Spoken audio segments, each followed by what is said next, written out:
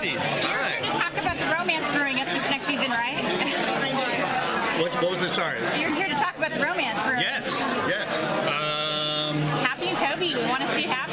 I think that's been one of our biggest lessons at Comic-Con is that, we knew that the love stories were a big part of the show, but it's so funny how we make this procedural drama with all this action, spending millions and millions of dollars on special effects. And the thing that I think draws the fans in are the relationships, and people are really rooting for these relationships, which is really fun, and as actors, it's a dream.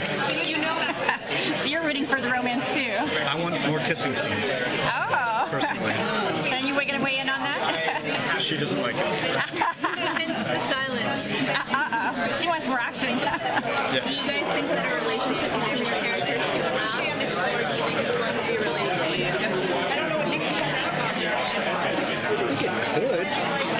I think these characters could much easier. It would be easier for them to diffuse an atomic bomb than to navigate a romantic relationship. But I think there's a real connection there, and I think they each have something for each other, but they don't know how to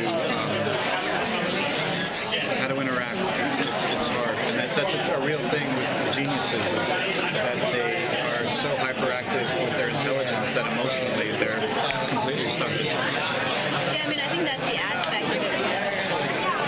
It's just like life, right? You meet someone and it's great in the beginning, and then all the stuff comes up, there's conflict, and you get through that, and it's sort of like that. And I feel like with Happy and Toby, it's very apparent, like the differences.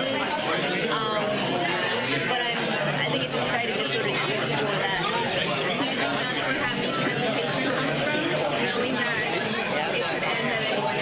I think that's part of that, like in terms of just her upbringing and how she sees the world, like especially relationships, right? Part of it I think is she doesn't know what a healthy relationship looks like. That's not like in her grasp, or she doesn't have role models or anything like that. So I think that's part of it. Yeah. I was just told that they now write a little bit more specifically for the sizzle effect.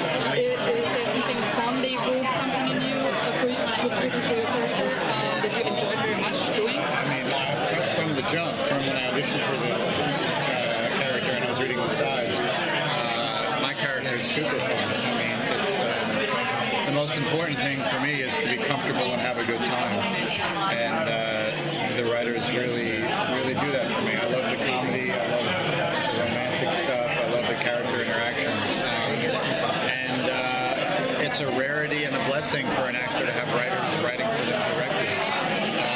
So I don't think too much. These writers know what they're doing, and we don't have time to question or think about it too much. We just do it. So it's hard work, but we have a great time. But was there something specific, like a stunt or a scene that you thought that kicked ass? I love doing that. For me, it's the sarcasm. I think the writing is good. It's not good for TV. It's good. When we have love scenes, they're well written. They're subtle. We hide enough to make it interesting, keep the audience guessing. What I enjoy most is the fact that we have good writers. We're not. You think it's TV, it'll be a bit schmaltzy. It's actually really good. So I love that.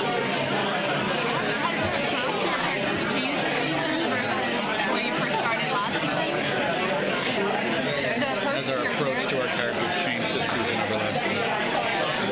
I think after last season with Happy, what's changed is now they've just spent a year with Cave and Paige and Ralph, and it's almost like their EQ or their world is kind of like joined with ours, and I think that forces a change in her perspective.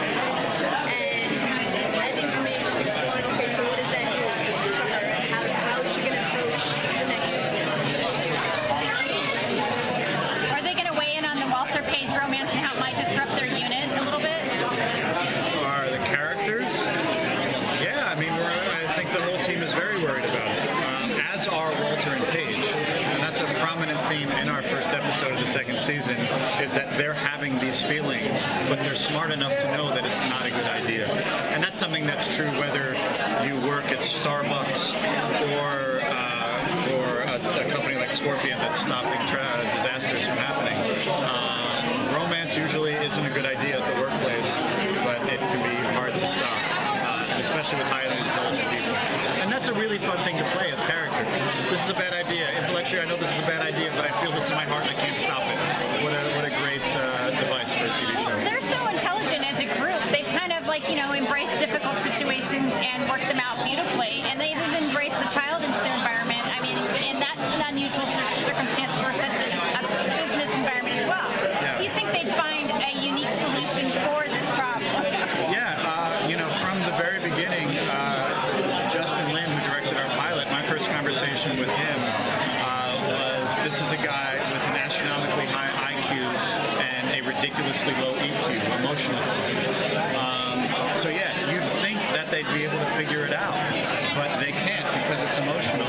And look, we all know that, the best therapist in the world has no idea what to do with themselves. And it's ironic, but the truth. So we're going to see a lot of chaos come out of that problem then. Yes, there will be. I mean, the show and the characters and the conflicts that we've already created is fertile ground for a lot of interesting stories.